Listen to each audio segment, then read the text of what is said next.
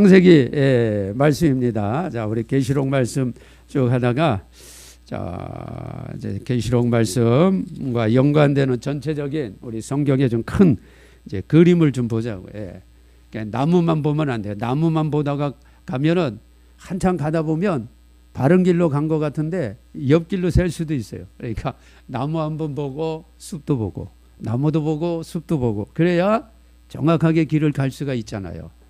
이런 성경 전체의 말씀을 또 우리가 이해를 해야 돼요. 자, 창세기 37장입니다. 1절에서 11절 말씀입니다. 자, 오늘 이 본문의 내용은 요셉에 관한 내용인데요. 제가 오후에까지 좀 50장까지가 요셉에 관한 말씀입니다. 그리고 이제 그 뒤에 38장은 유다에 관한 말씀인데, 그리고 또 39장부터 또 요셉의 말씀으로 계속 쭉 이어져요. 자, 우리가 이제 요한계시록의 말씀을 통해서 이제 마지막 때의 말씀들을 우리가 좀 지금 보고 있습니다. 근데 제가 요한계시록 말씀을 또 이렇게 하다가 잠깐 우리가 좀 이제 숨을 좀 고르고 성경 전체의 내용을 보면서 이 요셉과 마지막 때에 관련된 말씀들을 우리가 좀 보려고 합니다. 하나님께서 이 성경을 우리에게 주시고 또 이 성경을 통해서 우리에게 원하시는 것이 있어요. 하나님이 왜 천지를 창조하셨을까? 하나님이 왜 사람을 만드셨을까? 하나님이 왜 예수님을 보내주셨을까? 그런 것들을 이제 우리가 좀 알아야 성경 전체의 내용을 좀 이해할 수 있고 또 아버지의 마음을 우리가 좀 알 수 있는 거예요. 하나님은 영으로 존재하시는 분이죠. 영원 전부터. 그래서 말씀으로 존재하신다. 영이 곧 말씀이니까 내가 너희에게 이른 말이 말씀, 그 말씀이 곧 영이요 생명이다 그랬어요. 그래서 영으로 존재하시는 하나님은 말씀으로 존재하신다는 거예요. 그 하나님께서 영원 전부터 계신 분, 영원 후까지 계신 분, 알파와 오메가 되시는 그 하나님께서 하나님의 형상과 모양으로 사람을 지으시고 그들과 함께 영원한 그 하나님의 나라, 하나님의 왕국을 이루려고 계획하신 거예요. 그래서 우리가 나라가 세워지려면 영토가 있어야 되잖아요. 그리고 국민이 있어야 되고 통치자가 또 있어야 되죠. 통치자는 당연히 하나님이시고 하나님의 아들 또 만왕의 왕 예수님이 통치자시고 그리고 영토가 있어야 되잖아요. 영토가 있어야 되는데 먼저 하나님은 이 영적인 세계 또 물질적인 세계가 이루어지는 이 하나님 나라를 만들기 위해서 먼저 이제 하나님이 물질 세계를 만든 거예요. 이 지구 땅을 만든 거예요. 그래서 태초에 하나님이 천지를 창조하시니라. 그리고 나서 요한계시록 21장에 이제 이후에 하나님의 계획대로 이 지구 땅은 없어지고 새 하늘과 새 땅이 되죠. 이 지구 땅은 물질 세계잖아요. 다 물질로 이루어졌잖아요. 새 하늘과 새 땅은 신령한 나라를 신령한 나라, 신령한 나라로 이제 바뀌는 거예요. 그 나라를 하나님이 계획하셨는데, 그럼 하나님이 백성들도 만들어야 될 거 아니에요. 국민들도 그렇죠? 그래서 하나님은 아담과 하와를 창조하시고 이제 사람들을 하나님이 생육 번성하게 하시는 거죠. 이것이 이제 하나님께서 세상을 창조하신 목적이에요. 그런데 거기에 이제 죄가 죄가 들어온 거 하나님이 몰랐을까요? 하나님이 몰랐다면 하나님이 아니시지. 하나님은 전지전능하신 분인데 그 하나님이 몰랐다 그러면 되겠어요? 하나님이 죄가 들어오는 것까지 다 아시는 거예요. 아셔.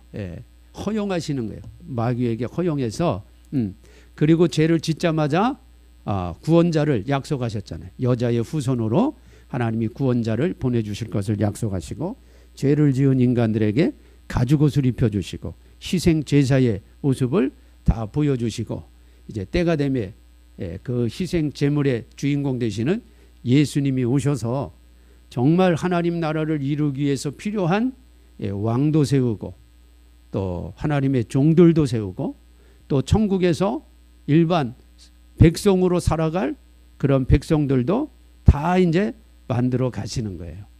그게 창세기에 다 나와 있어요.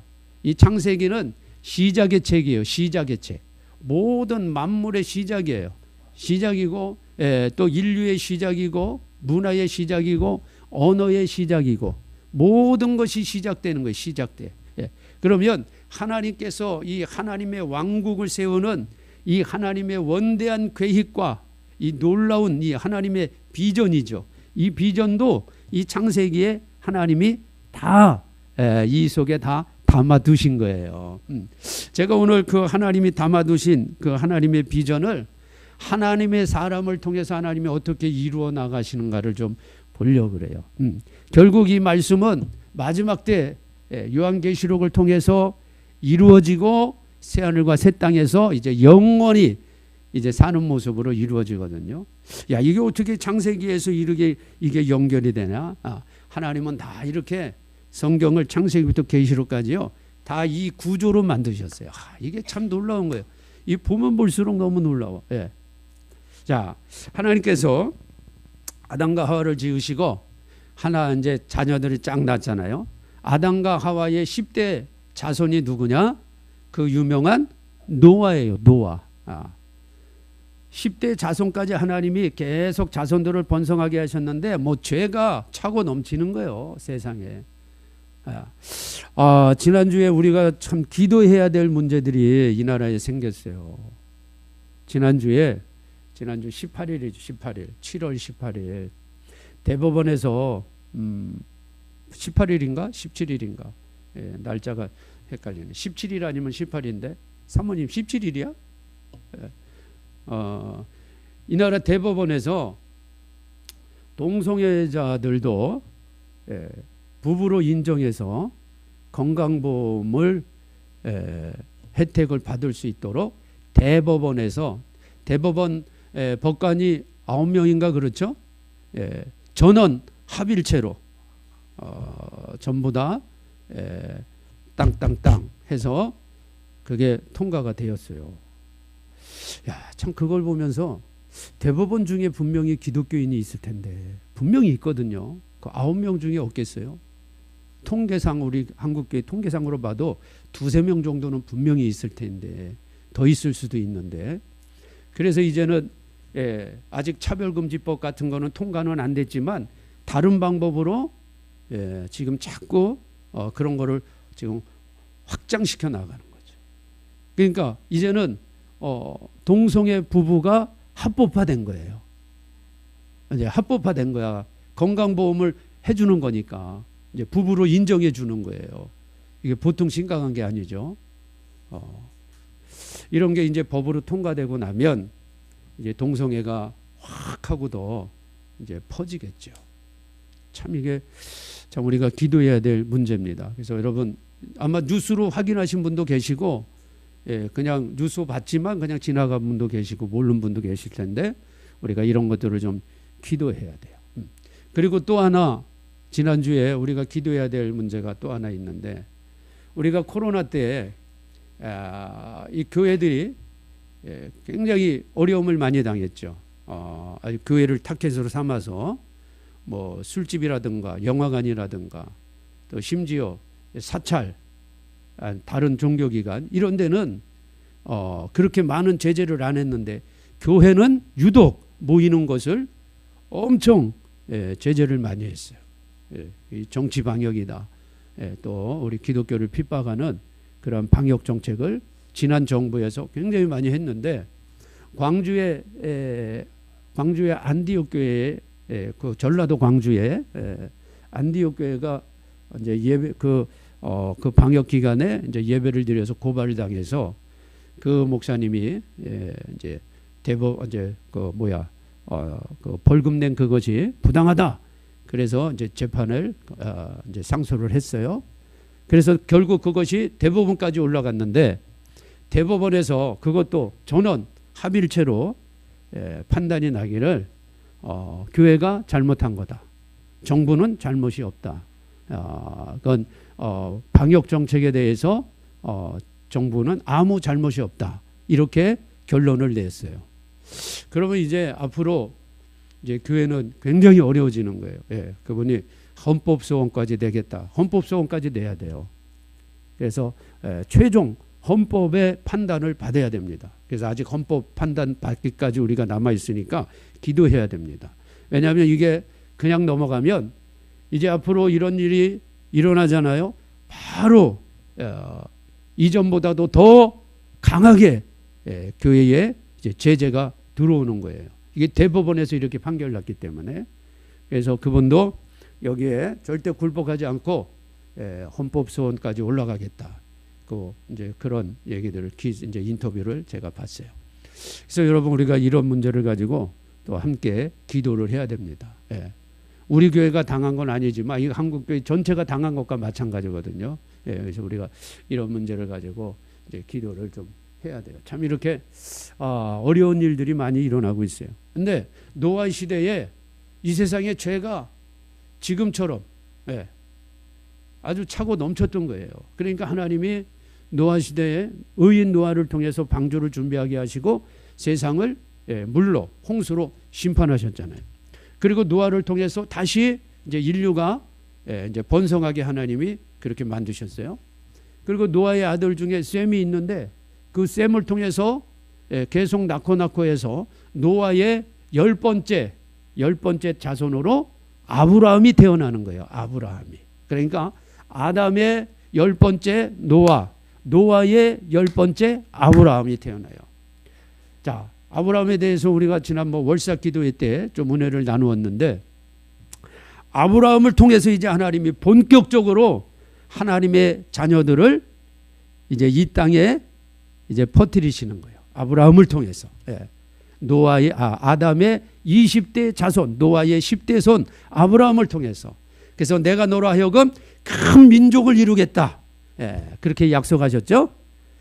계속 이 약속을 하나님이 계속 말씀하십니다. 그리고 모리아산에서 100세에 준 그 아들 이삭을 모리아산에서 번제물로 바치나. 그래서 아브라함이 그것까지 순종했을 때 하나님이 마지막 최종적으로 축복을 선언하죠. 너희의 자손이 하늘의 별과 같이 바닷가의 모래와 같이 그렇게 퍼지리라. 이렇게 하나님이 약속하셔요. 그리고 그 약속을 그 아들 이삭에게 그대로 내려주십니다. 또 이삭이 결혼을 했어요. 아들을 낳았어요. 쌍둥이를 낳았어요. 그래서 먼저 태어난 아들이 에서, 두 번째 태어난 아들이 야곱이에요. 근데 하나님께서는 에서가 아닌 본래 장자를 그 시대 문화가 장남을 통해서 그 집안이 쭉 이어가는데 하나님은 에서가 아닌 야곱을 통해서 하늘의 별과 같이 바닷가의 모래와 같은 이 자손들을 야곱을 통해서 이루겠다고 하나님이 말씀하신 거예요. 뭐 에서가 어머니 뱃속에서 잉태됐을 때 에서가 뭐 하나님을 알았어요. 뭐 어떻게 이 뱃속에 있는 아이가 뭐 하나님께 충성을 했어요. 열심히 전도를 했어요. 아까 우리 장로님 기도하시면서 이제 마지막 때 열심히 전도하자고 했는데 에서가 뭐 그 안에서 전도가 뭔지 알아요. 뭐 예배가 뭔 줄 알아. 또 야곱은 뭐 그 안에 뭐 하나님 앞에 뭐 예쁘게 보인 게 있어요. 뭐 잘한 게 있어요. 아니요. 그냥 하나님의 일방적인 은혜야 은혜. 택한 거예요. 택한 거. 그래서 성경은요 이렇게 기록하고 있어요. 하나님께서 내가 에서를 버리고 야곱을 택했노라. 그냥 에서를 버렸다는 거예요. 야곱을 택했다는 거예요. 이런 말씀들이 나오면 많은 사람들은 경기를 일으켜요. 그리고 막 하나님 앞에 대들어. 그럴 수 있어요? 저럴 수 있어요? 택한 것도 감사하지. 택해 준 것만 해도 얼마나 감사하냐고. 근데 왜 하나님 나 택했어요? 저 사람 왜 버렸어요? 그렇게 우리가 얘기해야 될 아무런 이유가 없어요. 그래서 예레미야서에 또 사도 바울은 그 예레미야서에 있는 말씀을 로마서에서 이렇게 기록했어요. 하나님을 토기장으로 비유하신 거야. 토기장이 이제 흙으로 그릇을 만드는 그 그릇을 빚는 사람으로. 그래서 토기장이가 흙으로 그릇을 만드는데 어떤 그릇은 동그랗게, 어떤 그릇은 길쭉하게, 어떤 그릇은 네모나게, 어떤 그릇은 작게, 어떤 것은 크게, 뭐 다양하게 토기장이 마음대로 그릇을 만들 수 있잖아요. 그러면서 그릇이 나는 왜 이렇게 만들었어요? 나는 왜 길쭉하게 만들었어요? 나는 왜 조그맣게 이렇게 얘기할 수 있느냐? 그럴 수 없다. 그럴 수 없죠. 피조물인 우리가 나 왜 이렇게 만들었어요? 저렇게 만들었어요? 할 수 있어요? 없어요. 그저 하나님 은혜예요. 응? 우리가 이런 말씀들 이제 이렇게 쭉 전체적인 말씀을 보면서 우리 성도님들이 이 자리에 와서 함께 예배드릴 수 있고 하나님을 아바 아버지로 부를 수 있고 내가 주 예수님 때문에 구원받을 수 있는 것, 이건 정말 어마어마한 은혜예요. 은혜. 우리가 뭘 했어요? 한 거 아무것도 없어요. 예. 그래서 에베소서 2장 8절 9절에 보면 너희가 구원받은 것은 하나님 은혜의 선물이라는 거예요. 선물. 예. 선물은 받을 수 없는 사람이 받게 되는 거예요. 받을 수 있는 사람이 받는 것은 상이야, 상. 그건 상이라 그래요, 상. 그러니까 우리 이제 상 받는 거예요. 나중에 열심히 가서 이제 하나님 일에 우리가 이제 충성하면 상을 받는 것이고, 구원받는 것은 은혜예요. 은혜, 선물. 우리가 한 게 아무것도 없어요. 그런데 하나님께서는 어마어마한 대가를 지불하신 거지. 우리는 한 게 없지만 하나님 편에서 우리를 구원하기 위해서 공짜로 한 게 아니에요. 세상에 공짜는 없잖아요. 공짜 있어요, 세상에? 세상에 공짜 없어요. 하나님은 자기 피로, 자기 피로 사셨다 그랬어요. 자기 피로. 사도행전 2장 28절에서는 자기 피로 사신 교회, 저와 여러분을 자기 피로 사셨고, 그 자기 피가 누구냐? 하나님의 독생자 예수 그리스도. 그분이 우리를 위해서 피의 값을 지불한 거예요. 대가를 지불했어요. 이게 속전이에요, 속전. 그래서 저와 여러분이 이렇게 구원받은 거라 이 말이에요. 하나님이 일방적으로 야곱을 택했어요. 야곱을. 그래서 야곱에게 하나님이 동일하게 약속해 주세요. 내가 너로 하여금 큰 민족을 이룬다. 너의 할아버지 아브라함, 너의 아버지 이삭에게 약속한 그거 다 너에게 이루어 줄 거야. 자, 이제 이 야곱이 아들을 낳아요. 12명의 아들을 낳습니다. 그 중에 오늘 우리 읽은 이 창세기 말씀에 등장하는, 우리가 함께 이제 은혜를 받으려는 그 주인공이 11번째 태어난 요셉이요. 요셉입니다. 근데 이 요셉은 지금 아브라함으로부터 몇 대입니까? 4대요. 4대. 아브라함 1대, 이삭 2대, 야곱 3대, 요셉 4대예요. 근데 하나님께서 창세기 15장 말씀에 보면 아브라함과 횃불 언약을 할 때 뭐라고 말씀하시냐면, 너희의 자손이 이방에 객이 나그네로 사는데 내가 이제 그들을 나오게 할 거다. 그때 하나님이 4대 만에 그들을 돌아오게 한다 그래요. 4대. 이 4대라고 하는 아주 중요한 단어를 써요. 4대. 우리가 1대, 2대, 3대, 4대. 4대 만에 돌아오게 하리라. 4대 만에 요셉이 돌아왔나요? 아니잖아요. 요셉은 이제 에브라임 므낫세 낳고, 에브라임 므낫세 두 아들이 낳고 얼마나 많이 낳았어요. 430년 동안 낳았다고. 그래서 200에서 300만이 출애굽한 거예요. 야곱이 들어가서 출애굽할 때까지가 430년이에요. 430년인데 몇 대가 흘렀어요. 거기서 얼마나 많은 대가 흘렀냐 이 말이에요. 근데 하나님께서는 아브라함에게 4대 만에 나오리라. 4대가 누구냐? 요셉이요. 요셉과 11형제. 요셉과 11형제가 4대예요. 이 놀라운 비밀이 이 안에 있는 거예요. 요셉과 11형제가 4대입니다. 자, 이 4대는 마지막 세대를 얘기하는 거예요. 마지막 세대를 지금 하나님이 4대를 통해서 보여주는 거예요. 여러분, 우리가 신명기 말씀을 통해서 볼 때 신명기 23장이죠. 23장에도 그런 말씀이 있잖아요. 에서의 애국과 에서의 자손을 하나님이 여호와의 총회에 들어오게 하리라, 이런 말씀이 있죠. 그렇죠? 애국과 에서 자손을 미워하지 말라. 그들을 미워하지 말라는 거예요. 그러면서 그들의 3대 후 후손은, 그러면 4대죠. 3대 후 후손은 여호와의 총회에 들어올지니라. 여호와의 총회에 어떻게 들어가요? 애굽 사람이. 에서 후손이 어떻게 들어가요? 못 들어가죠. 유대인들이 어떤 사람들인데, 이방인하고는 밥도 안 먹고 인사도 안 하는 사람들인데, 애굽 사람을 자기들이 총회에 받아들이는 것은 자기들 국민으로 다 받아들이고 같이 생활한다는 건데, 그게 안 되잖아요. 실제적으로는 안 돼요. 근데 하나님이 말씀하는 거예요. 애굽 사람과 에솥 사람을 미워하지 말라. 그들의 3대 후손은 여호와의 총회에 들어오리라. 이 여호와의 총회가 뭐냐? 천년왕국부터 시작되는 이 하나님 나라예요. 하나님 나라. 하나님의 왕국이에요. 왕국. 이게 여호와의 총회란 말이에요. 근데 3대 후 4대째는 그들도 들어온다는 거예요. 4대째는.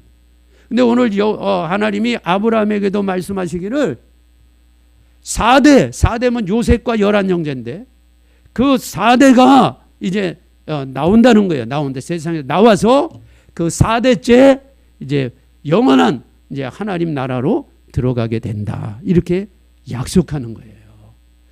자, 그래서 우리가 오늘 그냥 지금까지 우리가 요셉에 대해서 은혜 받았던 그 말씀보다, 물론 그런 말씀이 표면적으로는 다 있지만 이 밑에 복선이 깔린 거, 우리가 드라마나 이 소설책을 읽으면 표면에 나타나는 사건 밑에 진짜 의도가 있죠. 그걸 찾았는 거예요. 그걸. 오늘 이제 그걸 찾는 훈련을 좀 하려고 그래요. 우리 성도님들에게 어마어마한 이 비밀을. 자, 하나님께서 이제 4대 만에 나오게 하리라 그랬어요. 그래서 4대에는 지금 요셉과 11형제, 12명의 아들을 낳았잖아요. 야곱이. 근데 11번째가 요셉이고, 요셉은 11형제하고는 좀 달라요. 하나님이 구별시켜 놓으셨단 말이에요. 그걸 이제 하나하나 우리 좀 이제 찾아가자 이 말이에요. 그래서 4대째 하나님이 이루신다는 것이 도대체 뭔가 정확히 우리가 좀 깨달으려고 그래요. 자, 하나님께서 아까 제가 초청에 말씀했듯이 하나님의 큰 이 계획, 이 하나님의 비전, 하나님의 왕국을 세우는데 백성들이 있어야 된다 그랬죠. 그래서 이제 아담으로부터 노아, 그리고 아브라함으로, 그리고 이제 이삭, 야곱으로부터 이제 내려오는 거예요. 자, 하나님께서 세상에 수많은 민족이 있고 종족이 있지만 아까 말씀드렸잖아요. 에서는 내가 버리고 야곱은 택했다. 하나님께서 왜 아브라함을 택했나? 그건 우리가 할 바가 아니에요. 그 당시에 얼마나 많은 사람들이 있어요. 그러나 하나님은 노아를 통해서 셈, 함, 야벳 세 형제가 있는데 세 형제 중에서 셈을 택한 거예요. 셈족을 택해서 셈의 후손으로 아브라함이 나왔는데 그 아브라함을 하나님이 일방적으로 택해서 하나님의 백성을 하나님이 만들어 가시는 거예요. 하나님의 백성을. 자, 그때는 이제 아브라함, 예수님이 오시기 전까지는 혈통적인 백성이죠. 그때는 저와 여러분은 우리나라 사람들은 관계도 없는 거예요. 세계 전 사람들은 전혀 관계가 없어요. 오직 아브라함의 후손들만 관계 있는 거예요. 그게 구약의 율법이에요. 율법. 이 율법은 아브라함 후손들과만 관계 있는 거지 우리하고는 관계 없어요. 율법은. 우리는 그때 택함 받던 것도 아니고 하나님의 존재도 모르는 거예요. 우리 조상들이 하나님의 존재를 어떻게 알아요? 어렴풋이 일반 은총으로 하늘을 그냥 신처럼 섬기고 그런 거지. 우리 조상들이 하나님의 존재를 어떻게 합니까? 모르는 거지. 오직 하나님의 여호와의 존재는 아브라함의 자손들에게만 하나님이 허락하셨단 말이에요. 그리고 그들에게 하나님이 말씀을 주셨는데 그것이 바로 율법이에요. 율법. 하나님은 아브라함의 자손을 택해서 율법을 주셨어요. 왜? 이스라엘 백성들을 형성하기 위해서, 만들기 위해서. 자, 이게 중요해요. 왜 이스라엘 백성들을 세워져야 되냐면, 자, 지금 야곱의 12아들 중에 4번째 아들이 유다예요. 유다. 자, 이 유다를 통해서 누가 나와야 돼요? 예수님이 태어나셔야 돼. 유다를 통해서. 유다를 통해서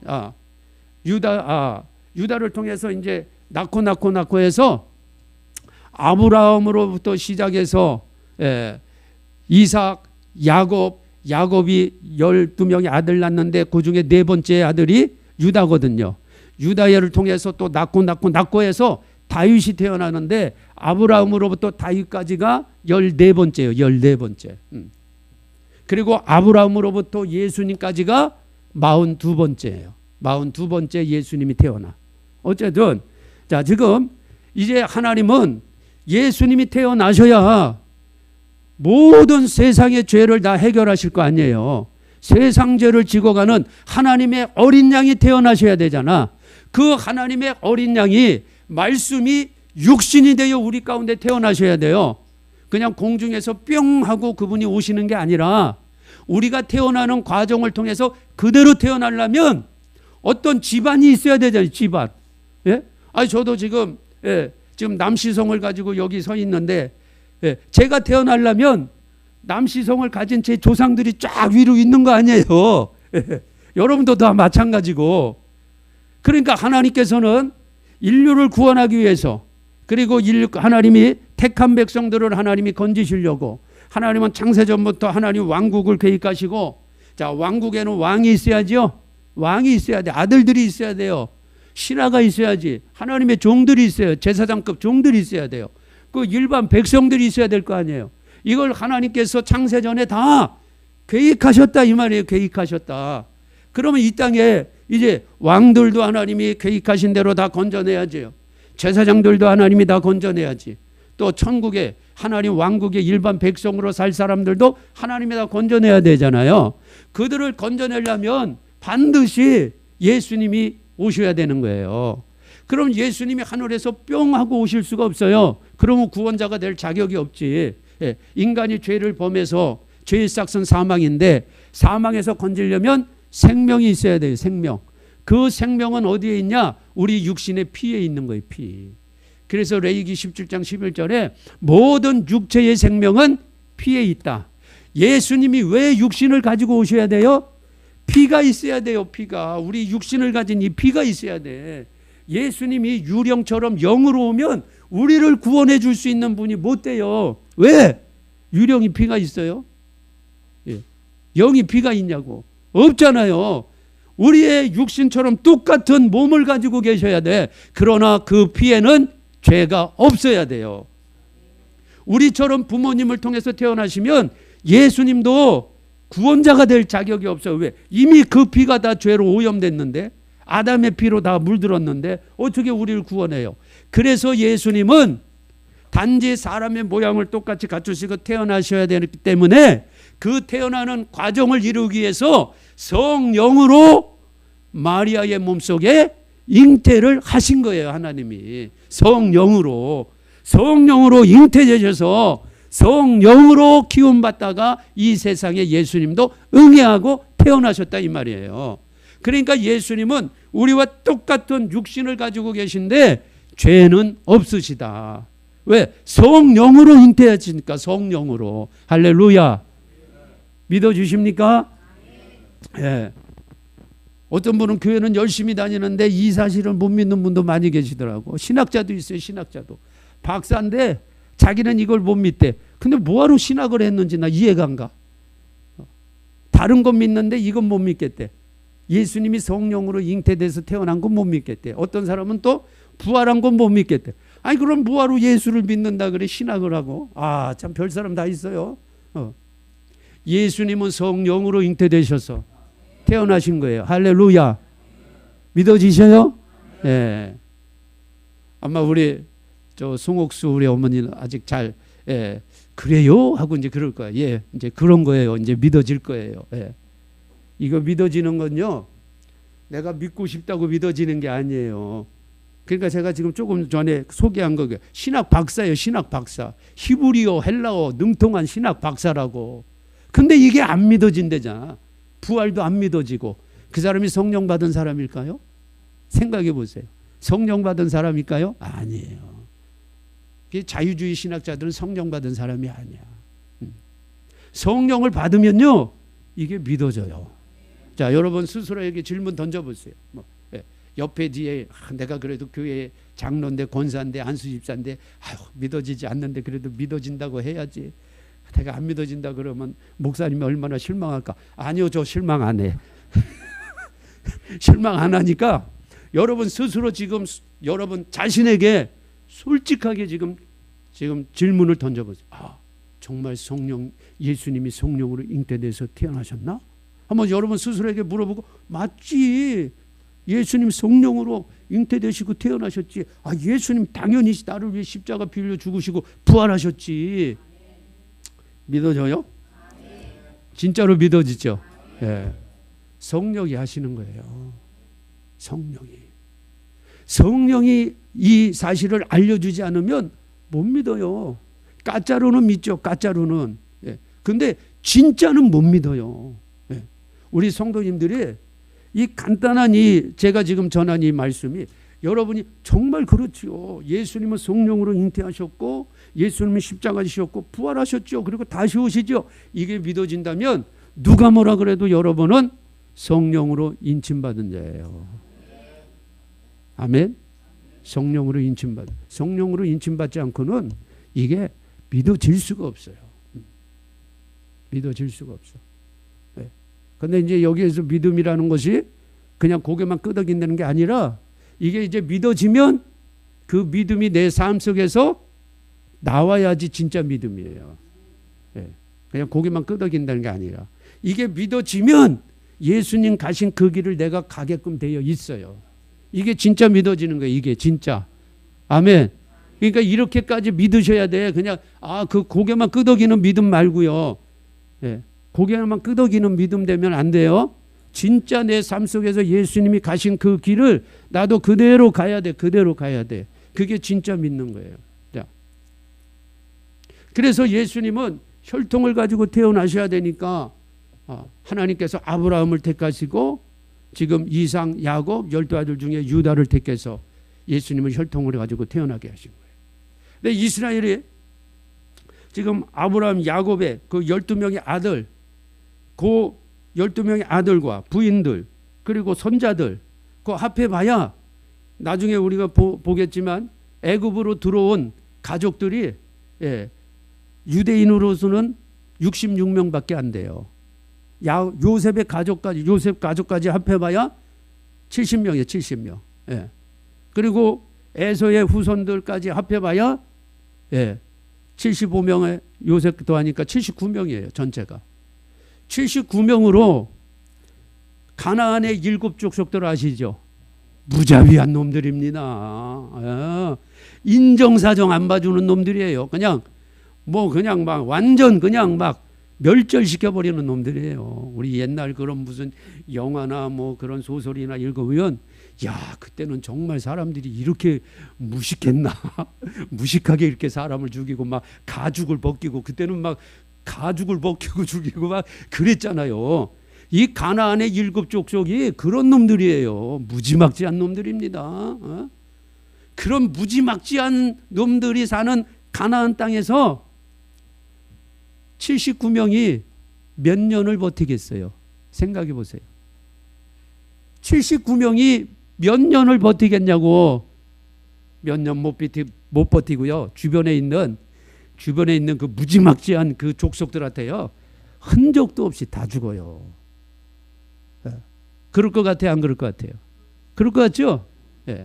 제가 지금 재미나게 소설처럼 지금 얘기해 드리려고 하는 거예요. 제가 여러분들이 이해하기 쉽게. 그러려면 하나님께서 야곱의 가족이 가나안 족속에게 그 무지막지한 놈들에게 그 야곱 태어나고 그 뭐 1대, 2대 조금 더 내려갈까? 더 이상 못 내려가요. 다 죽어. 그러면 예수님 못 오시잖아. 예수님이 못 오시면 우리도 예수님이 십자가에 빌려 죽으실 때 우리가 씨로 나왔다 그랬잖아. 창세전에 계획한 그 씨가 이제 드디어 이제 나온 건데 그래서 오순절 성령으로 이제 그걸 이제 인쳐 주신 건데 우리도 못 나와요. 예수님이 못 오시면 우리도 못 나와. 그러면 안 되지요. 자, 그러니까 하나님께서 야곱의 가족을 보호해 줘야 돼요. 민족을 형성할 때까지 보호해 줘야 돼. 자, 이제 여기서부터 오늘 하나님이 이제 큰 이제 하나님의 꿈이 이제 시동이 걸린 거예요. 이제. 자, 그래서 야곱의 아들 중에 11번째 아들 요셉을 하나님이 딱 택한 거예요. 요셉을 11번째 아들 요셉을. 자, 이 요셉은 좀 특별해요. 야곱이 형 아버지 속여가지고 장자의 축복을 다 받고 이 들통이 나가지고 외삼촌 집에 도망갔잖아요. 도망가다 이제 외삼촌 집에서 열심히 봉사하고 일하고 거기서 결혼을 해서 부인 둘을 얻어요. 예, 첫 번째 부인 레아, 두 번째 부인 라헬. 근데 또 이게 둘이 자매야. 그러니까 지금하고는 상황이 달라요. 그 당시에하고 지금하고 결혼 관계로 보면 안 돼요. 예. 자, 그런데 이 하나님께서 레아는 아들을 많이 낳는데 야곱이 정말 사랑하는 이 부인은 라헬인데 애를 못 낳아. 그래가지고 자기 종도 보내서 애 낳게 하고 애 낳게 해서 이제 그래서 다 12명이 채워지는데 이 자기가 사랑하는 그 라헬이라고 하는 아내를 통해서 얻은 아들이 요셉과 그의 동생 베냐민이야. 그러니까 11번째, 12번째 아들이라고. 근데 그 라헬이 베냐민을 낳고는 죽어요. 낳다가 죽어. 예. 근데 야, 이때 야곱이 그 외삼촌 집에 가서 열심히 일하고 하나님이 축복해서 이제 부인 데리고 자녀들 데리고 다 이제 나와요. 20년 만에 나와요. 20년 만에. 근데 자, 요셉이 태어난 그때 요셉이 태어나고 이제 야곱이 나와요. 거기에서 나와. 그러니까 자, 그걸 연도를 이렇게 쭉 좀 보면은 요셉과 베냐민의 나이는 한 10살 정도 차이가 나요. 왜냐하면 이 베냐민은 베델로 올라가라. 그래서 베델로 올라가서 그쯤에 베냐민을 낳고 라헬이 죽으니까 세겜성에 약 10여 년 정도 머물었거든요. 그러면 한 10살 정도 차이가 나는구나. 그때 야곱이 요셉을 낳을 때 나이가 90살이에요. 90살. 90살 때 요셉을 낳아요. 자, 자기가 사랑하는 아내를 통해서 아들을 낳았어. 물론 그 위에 르벤부터 쫙 10명의 아들이 있어요. 10명의 아들이 있지만 자기가 사랑하는 아내를 통해서 아들을 낳았으니까 이게 야곱이 뭐 보통 기쁜 게 아니에요. 그래서 어렸을 때부터 요셉을 너무너무 예뻐했다고, 다른 형제들보다. 예. 그리고 또 요셉은 항상 아버지 야곱 품에 있어요. 그래서 아버지 야곱으로부터 나오는 아브라함 얘기, 이삭 얘기, 하나님 얘기, 노아 얘기 다 듣는 거야. 말씀을 듣고 자라는 거예요. 요셉은 말씀을 듣고 자라요. 요셉은. 예. 형제들은 밖에 나가서 열심히 양치고 요셉은 아버지 품속에서 말씀 듣고 자라고. 그러니까 형들이 요셉을 미워하죠. 미워해. 예. 자, 오늘 말씀해 보면, 자, 이제 봅시다. 이때 요셉이 나이가 17세쯤 됐어요. 17세. 근데 이 야곱이 요셉을 너무나 사랑해가지고 요셉을 특별히 아끼는 것을 표현을 옷을 입혔는데 오늘 보면 채색 옷을 입었다 그래서 채색 옷. 자, 이것은 조금 좀 번역이 좀 매끄럽진 않아요. 채색 옷 하면 색동저고리 생각하는데 그게 아니라 물론 색깔이 있을 수도 있고 없을 수도 있지만 채색 옷이라고 하는 것은 이 발끝까지 내려오는 긴 옷이에요. 소매도 긴 거. 자, 이 채색 옷은 그 당시에 누가 입냐? 왕족들이 입는 옷이에요. 왕족들. 예. 일반 평민들은 긴 옷을 못 입어. 왜? 맨날 밭에 나가서 일해야 되고 양 돌봐야 되는데 이 긴 옷 입으면 이게 돼요? 그래서 일반 평민들은 짧은 이 옷을 입는 거예요. 일하기 편하게. 근데 왕족은 일을 안 하잖아요. 예, 왕족은 일을 안 하고 잘 관리만 하니까 긴 옷을 입는 거야. 긴 옷을. 그래서 야곱이 요셉에게 채색 옷을 입혔다는 것은 특별한 신분을 얘기하는 거예요. 이 속에 엄청난 은혜가 있잖아요. 요셉은 채색 옷, 긴 왕들이 입는 옷을 입었다니까. 요셉은 왕족이야. 왕족. 예, 옷부터 달라요. 옷부터. 저와 여러분도 입는 옷이 영적으로 달라요. 저와 여러분도 이런 왕족의 이 옷을 입는 거예요. 긴 옷, 채색 옷. 할렐루야. 이 옷을 입는 거예요. 예, 이 옷은 그리스도의 옷. 빛나는 세마포 옷이에요. 결국은 예, 이제 요한계시록에 가면 이 옷을 입는 거예요. 어린 양의 신부가 입는 옷. 그 왕족의 옷인데 요셉은 이 옷을 입어요. 그러니까 형제들이 미워한 거예요. 미워해. 예. 아버지는 매일 저 요셉만 감싸고 우리는 들에 가서 양치고 일하는데 저놈은 매일 아버지 품에서 말씀만 듣고 나쁜 놈. 예. 그리고 막 핍박하고 아버지 안 계실 때 막 꿀밤도 놓고. 왜? 르벤부터 요셉까지가 거의 한 18년, 19년 차이 나잖아요. 20년 있었으니까 가서 결혼해서 애 낳으려면 1년 있어야 되고 한 19년 정도, 18년 정도 차이 났겠네. 그러니까 뭐 르벤하고 요셉하고 얼마나 이게 많이 차이가 나냐고. 꿀밤도 주고 막 그러는 거야. 아버지 없을 때 그랬겠죠 뭐. 자, 그런데 하나님께서 이 요셉에게 어느 날 꿈을 주셔요. 꿈을 주시는데 두 가지 꿈을 줍니다. 성경은 두 가지가 나오면 반드시 이루어진다는 것을 약속하는 거예요. 이 히브리 어법이 그래요. 그래서 예수님도 진실로 이렇게 말씀하죠. 그 진실로가 아멘이거든요. 아멘, 아멘. 반드시 된다는, 반드시 이루어진다. 이것은 진리다. 이걸 강조할 때 두 번 강조해요. 두 번. 세 번 강조하는 것도 있어요. 구하라, 찾으라, 두드리라.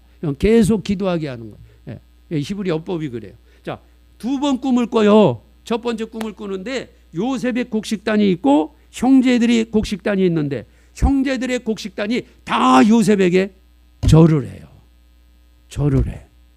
두 번째는 어떤 꿈을 꾸냐면 해와 달과 11별이, 해는 아버지고 달은 어머니를 얘기하는 거고 11별은 11 형제를 얘기하는 거예요.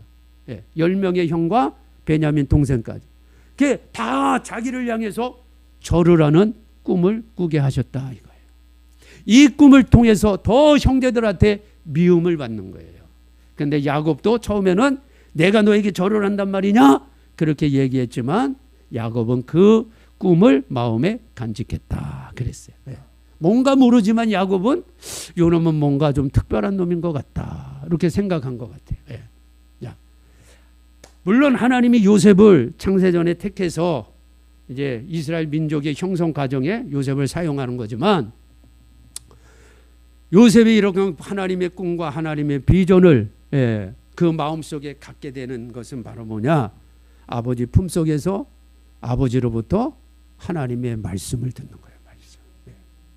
말씀을 듣는 거예요. 우리 성도님들도 사업도 하시고 직장생활도 하시고 여러분 각자의 생활이 있지만 그래서 늘 하나님 말씀을 가까이 해야 돼요. 가까이 해야 돼요. 누가복음 10장에 예수님이 사랑하는 자매 있죠. 예수님이 사랑하는 자매 누구죠? 마르다와 마리아. 마르다는 언니고 마리아 동생이에요. 그 오빠는 나사로야. 그래서 죽었던 나사로를 또 살리잖아요. 예수님이 그 집에 신방 갔어요. 신방을 가셨는데 마르다는 예수님께 음식을 드리고 싶어서 그냥 부엌에 가서 음식 장만하느라고 막 정신이 없어. 집안 청소하고 음식 장만하느라고. 근데 자기 동생 마리아는 예수님 앞에 앉아가지고는요 예수님 얼굴 빨리 보면서 예수님이 무슨 말씀을 하시나 말씀만 아주 귀를 쫑긋 세우고 듣는 거야. 그러니까 마르다가 자기는 막 바빠가지고 음식 만드는데 지금 정신이 없는데 와서 좀 도와주지. 예수님 앞에 앉아가지고 말씀만 듣는 거야.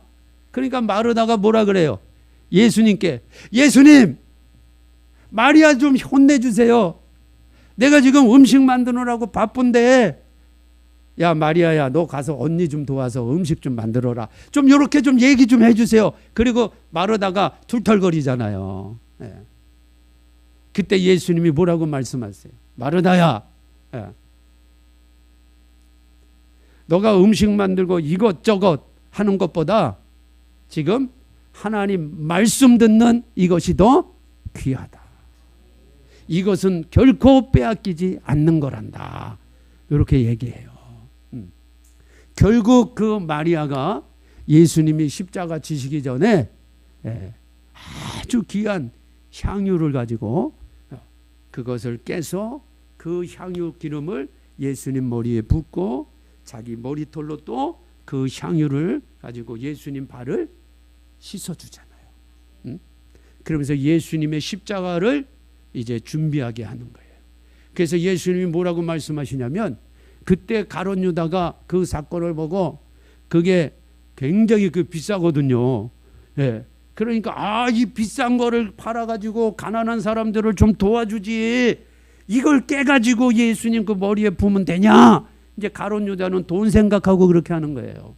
그런데 예수님이 뭐라고 말씀하시냐? 지금 이 마리아가 행한 이 일이 복음이 전파되는 곳에 다 이 일이 전해지리라. 마리아는 예수님이 자기가 장사할 것을 미리 준비했다는 거예요. 자, 마리아가 이 일을 할 수 있는 일은 뭐예요? 말씀을 사모하는 거예요. 말씀을 사모하는 자에게 하나님의 은혜가 있어요. 말씀을 사모하는 자가 하나님의 일을 이루는 거예요. 아까 우리 찬양했듯이 말씀을 사랑해야 하나님의 일을 이룰 수가 있어요. 일하는 것 자체가 잘못됐다는 게 아니라 요셉은 아버지 품속에서 하나님의 말씀을 먹고 자랐단 말이에요. 말씀을 먹고 자란 이 요셉에게 하나님이 꿈을 주시는 거예요. 비전을 주시는 거예요. 여러분 오늘날도 마찬가지. 우리 성도님들이 열심히 각자 여러분의 삶 속에서 사시되 항상 말씀을 사랑하세요. 말씀을 들으세요. 말씀을 가까이 하세요. 그럴 때 여러분의 분야에서 하나님이 꿈과 비전을 주시는 거예요. 하나님 나라의 꿈과 비전을.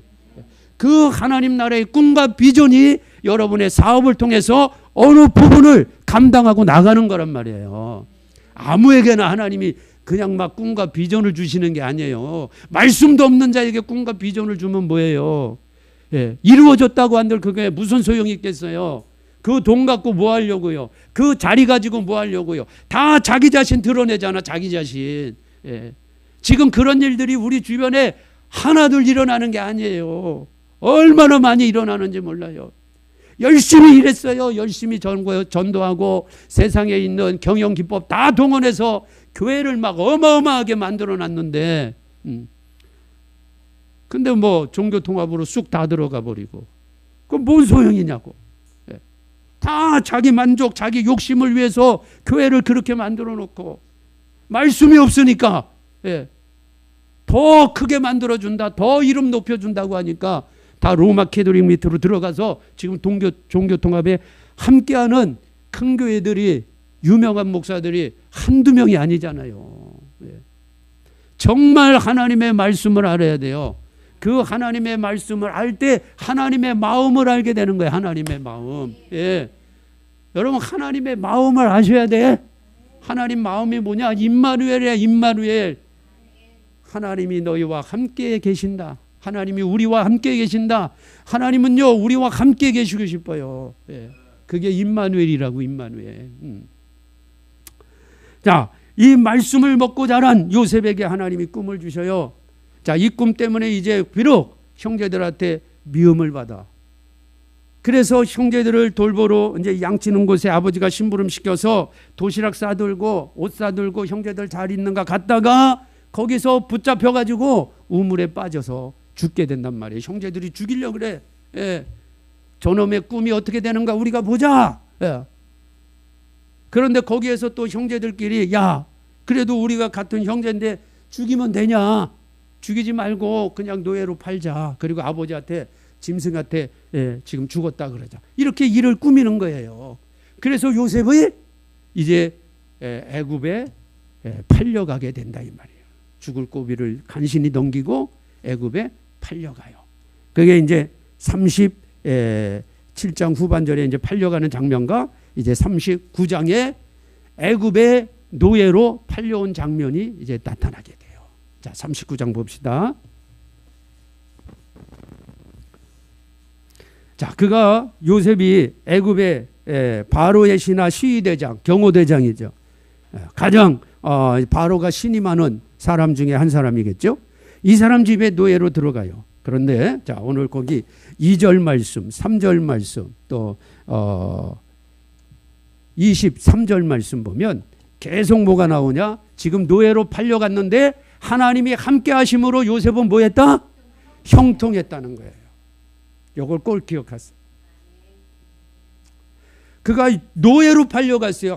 갑자기 졸지 아버지의 사랑을 독차지했다가 죽을 고비를 넘기고 지금 노예로 팔려갔단 말이에요. 이때 요셉의 나이가 17세야. 여러분 어마어마한 스트레스가 있을 거 아니에요. 믿음이 없으면 자살할 수도 있어요.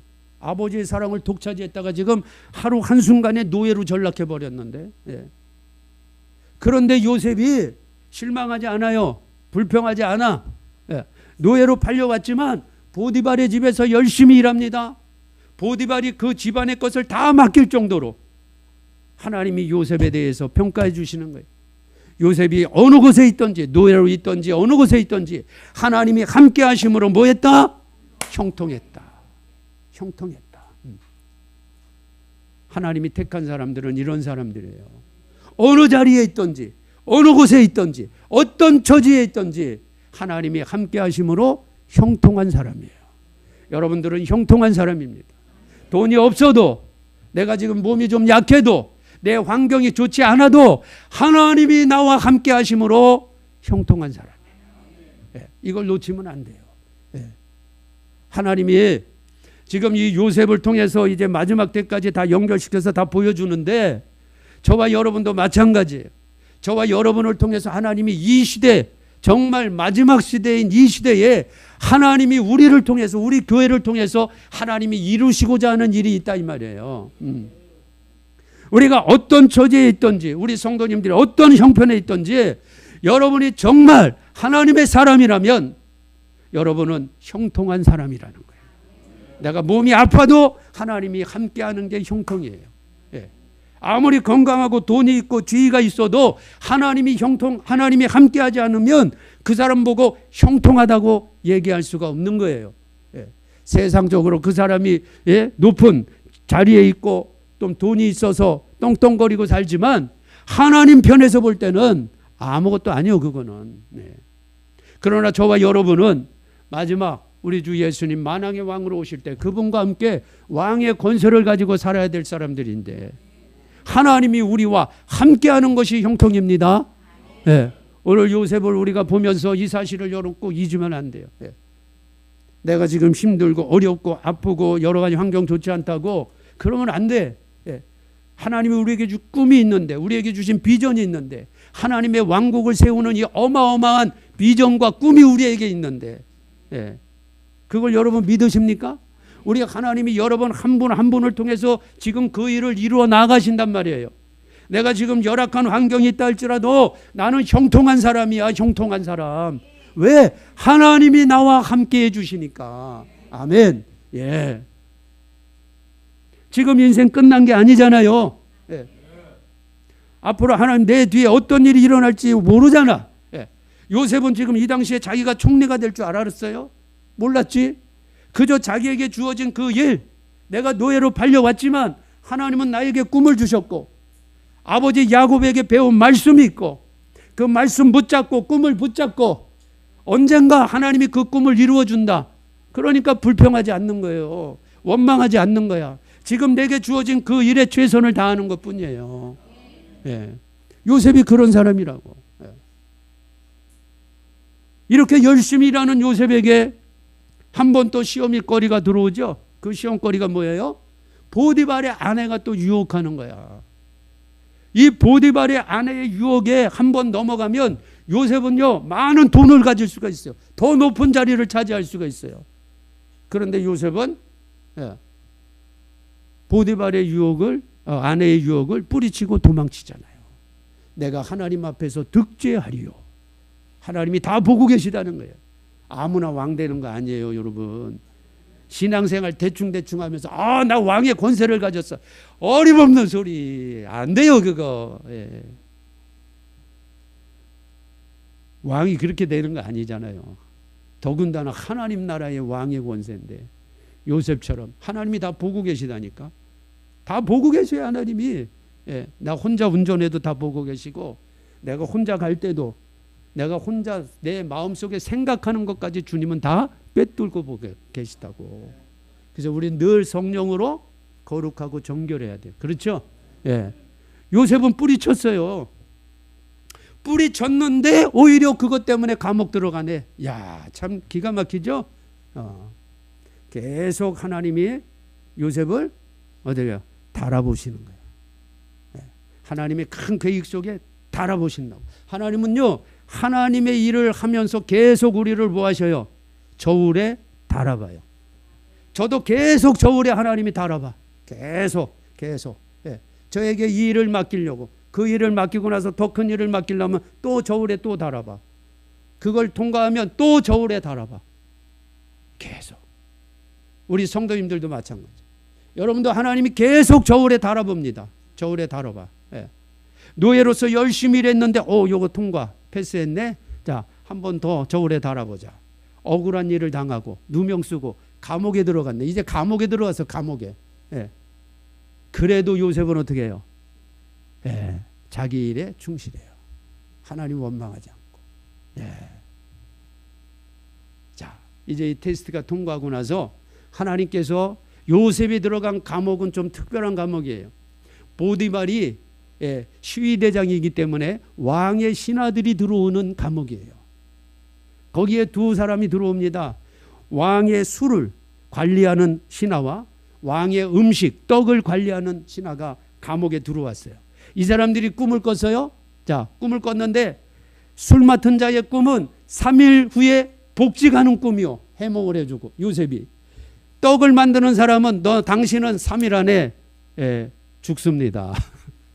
그 꿈대로 된 거야. 자, 술 맡은 사람이 3일 후에 복직이 돼서 다시 바로에게 갑니다. 요셉이 얘기합니다. 나는 이 감옥에 들어올 사람이 아닙니다. 그 사람도 알지. 요셉하고 감옥에서 생활해 보니까 야, 너가 어떻게 감옥에 들어와? 넌 감옥에 들어올 사람이 아닌데 오해가 있었구나. 그래, 내가 왕에게 가면 너 얘기를 해서 너 풀어줄게. 자, 근데 이 사람이 히브리 노예 청년에 대해서 뭐 관심 있겠어요? 일단 감옥에 나오니까 잊어버린 거야. 잊어버리죠. 누가 그걸 기억하고 있어요. 네. 이제 이 사람이 감옥에 나온 후 얼마가 지났냐? 2년이 지났어요. 2년. 자, 이제 2년이 지나요. 네. 자, 이게 이제 41장입니다. 제가 이제 40장까지 지금 설명해 준 거예요. 자, 이제 조금만 더 하고 오전에 마칠게요. 자, 41장. 만 2년 후에, 자, 이제 하나님의 본격적으로 이제 하나님이 일하시는 이제 시동을 겁니다. 자, 2년 후에 이제 바로가 꿈을 꿉니다. 자, 요 바로 꿈 얘기까지만 하고 이제 오전에 마치려면. 바로가 꿈을 꾸는데 참 희한한 꿈을 여기서도 2번 꿔요. 2번. 그러니까 2번은 반드시 된다는 거죠. 자, 한 번은 하숫가에 자, 아주 살찐 암소 7마리가 딱 등장했어요. 먼저. 그런데 그 다음에 바짝 마른 흉악하고 파리한 아주 바짝 마른 이 볼품없는 또 암소 7마리가 또 등장했어. 그러더니 조금 있다 보니까 이 바짝 마른 이 아주 흉악하게 생긴 이 암소 7이요. 그 살찐 암소 7을 다 잡아먹네. 그 바로가 꿈을 깬 거야. 야, 이거 참 희한하다.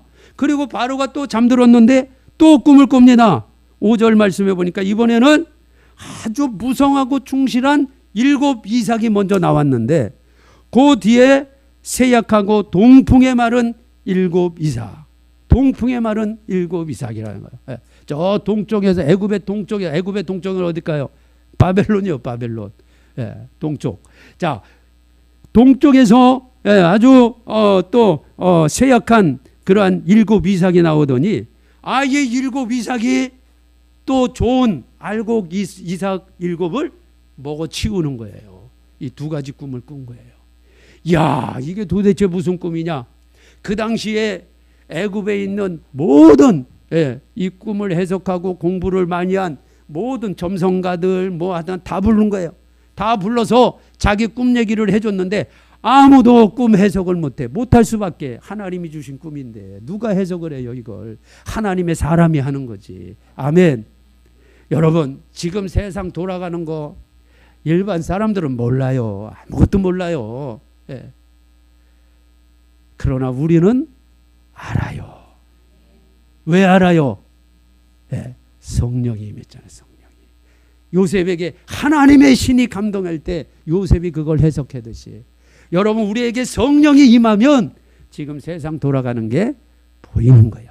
아하, 지금 이런 일이 돌아가고 있구나. 다 보이잖아요. 일반인들은 몰라요. 여러분, 일반인들 석박사, 박사 할아버지라도 지금 세상 돌아가는 거 압니까? 몰라요. 그러나 우리는 알잖아. 왜? 성령이 임했기 때문에.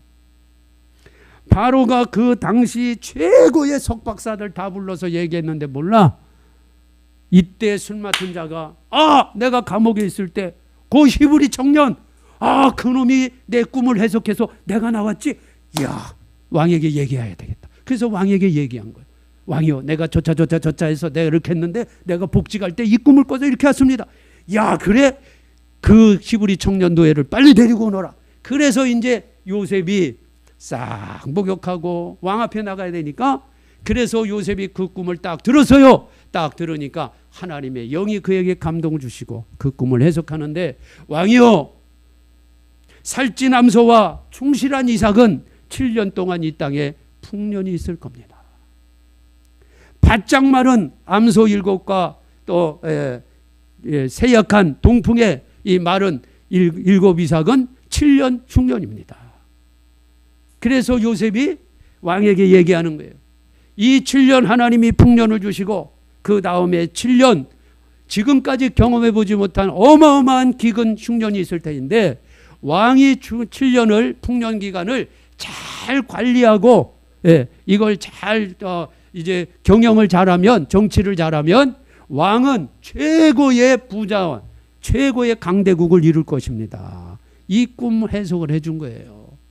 바로가 이 꿈 해석을 딱 듣더니, 이 꿈 해석은 하나님 신만이 하실 수 있다. 신만이.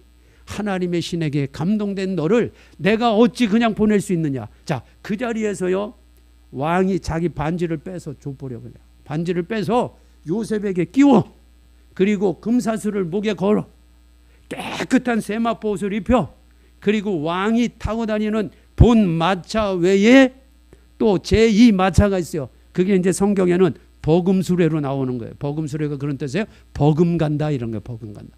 그 수레에 딱 세운 다음에 애굽의 2인자다 그냥 선포해 버리는 거예요. 이게 요셉의 나이 30세입니다. 13년 노예 생활 감옥살이 하다가 애굽의 총리가 된 거예요. 애굽의 총리. 네. 자, 여러분, 오늘 이제 오전에 여기까지만 정리하고 오후에 우리 못 오시는 분들 꼭 나중에 유튜브 꼭 보세요. 자, 여기까지만 일단 정리하자고요. 하나님이 왜 요셉을 이런 길을 걷게 하셨나? 하나님의 큰 계획과 하나님의 꿈을 이루기 위해서인가? 꿈을 이루기. 그 꿈이 뭐예요? 이스라엘 백성을 형성해야지. 거기에서 예수님이 나오셔야지. 예수님을 통해서 우리가 나와야지. 보혜사 성령으로 말미암아 우리가 나와야죠. 장차 이제 새하늘과 새 땅을 이루고 진짜 하나님의 왕국을 이루기 위한 이제 첫 걸음을 하나님이 시동을 거신 거예요. 여기에 지금 요셉이 들어가는 거예요. 저와 여러분도 마찬가지. 저와 여러분도 지금 살아가고 있는 이 삶의 모든 모습이 이 하나님의 원대한 이 꿈과 이 비전 속에 저와 여러분이 퍼즐 맞추듯이 한 부분을 지금 담당하면서 가는 거예요. 지금 어렵다고 어려운 게 아니요. 힘들다고 힘든다는 게 아니야. 지금 우리 성도님들도 지금 내가 현실적으로 지금 없을 수도 있고 아플 수도 있고 어려움 당할 수도 있어요. 그러나 그것이 다가 아니라 이 말이에요. 그 아픔을 통해서 요셉이 우물에 들어가야 노예로 팔려가는 거예요. 감옥에 들어가야 바로 앞에 나가는 거예요. 이게 하나님 계획이라고. 아픔을 통해서, 어려움을 통해서, 힘든 걸 통해서 하나님이 지금 달아보고 계시다니까. 여기 하나님 달아보고 계시는데 조금 아파요, 힘들어요, 없어요, 괴로워요. 여기서 떨어져 나가면 거기까지야. 거기까지. 성도님의 인생은 거기까지야. 더 이상 없어. 더 이상 뭐가 있어요. 하나님 저울 딱 달아보는데 떨어졌는데. 저도 옛날에 하나님이 저울에, 제가 기도원 사역할 때 저울에 하나님이 딱 달아봤어요. 기도원 사역하는 게 너무 힘들고 저하고 맞지도 않고 보따리 다 쌌는데 우리 권사님이 딱 오시더니, 목사님 하나님이 지금 달아보고 계십니다. 제가 거기서 달아보긴 뭘 달아봐, 권사님.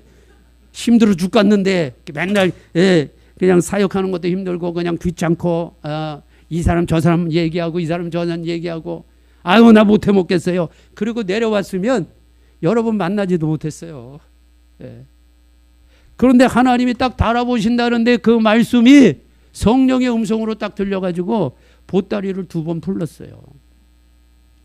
그랬더니 하나님이 어느 날 성막을 확 하고 열어주시더라고. 요셉처럼 총리 자리에 올라간 거예요, 제가. 한순간에. 예. 여러분, 인간이 계획해가지고 요셉이 노예가 내가 애굽의 총리가 돼야지. 되겠어요? 되겠냐고. 발버둥을 쳐봐요, 되냐고. 안 돼. 인간의 계획으로 노예가 어떻게 애굽의 총리가 돼요? 바로 앞에 어떻게 나가요? 나갈 수도 없어. 노예가 어떻게 나가? 나갈 수도 없지. 하나님이 하시면 돼요. 하나님이 하시면 된다고. 우리 성도님들, 하나님이 하시면 됩니다. 우리가 할 일은 뭐예요? 하나님의 원대한 꿈과 비전 속에 내가 퍼즐 맞추듯이 내가 한 분야에 내가 지금 그걸 맞춰가고 있다. 내가 지금 어렵고 힘들지만 반드시 하나님의 꿈을 이루는 그 꿈 속에 내가 들어가 있다. 믿으면 되는 거예요. 그러면 한순간에 하나님이 총리로 세워준다니까. 한순간에 제가 성막이 열렸어요. 열리지 않으면 내가 어떻게 밖에 나가서 전하겠어요. 그러니까 우리 교회 성도님들하고 성경 공부나 하지. 안 돼요. 저도 그런 거예요. 저도. 우리 성도님들도. 자, 오늘 여기까지만 하지만 여러분, 이 요셉이 세마포 옷 입고 금사슬 그리고 복음수레 타고 바로 앞에 딱 쓴 모습을 보세요. 왕의 모습이잖아. 왕의 모습. 아버지는 그에게 채색 옷을 입혀 왕족의 옷을 입혔는데 그 왕족의 옷이 진짜 왕의 옷으로 왕의 신분으로 지금 바뀌었잖아요. 저와 여러분이 그렇게 된다니까. 마지막 날 우리 주 예수님 오시면 저와 여러분이 목에 금사슬하고 좋은 옷 입고 상급 받는 거예요. 상급 받는 거. 그리고 왕의 권세를 가지고 사는 모습을 지금 요셉을 통해서 그대로 지금 보여주고 있다는 거예요. 할렐루야. 이 사실을 꼭 믿으시기 바랍니다. 기도하겠습니다. 하나님 감사합니다. 요한계시록 말씀을 나누다가 성경 전체의 숲을 좀 봐야 되기 때문에 오늘 창세기의 말씀을 통해서 요셉을 통해서 하나님이 어떻게 마지막 때에 새하늘 새 땅의 구조를 이루어 나가시는가를 오늘 잠깐 보았습니다. 오늘 이 오전 시간에는 하나님이 요셉을 통해서 장차 이스라엘 민족을 형성해 가는 그런 전반부의 말씀을 보았는데 우리 사랑하는 성도님들도 각자 하나님께서 우리 성도님들 한 분 한 분을 통해서 이루고자 하는 원대한 꿈이 있습니다.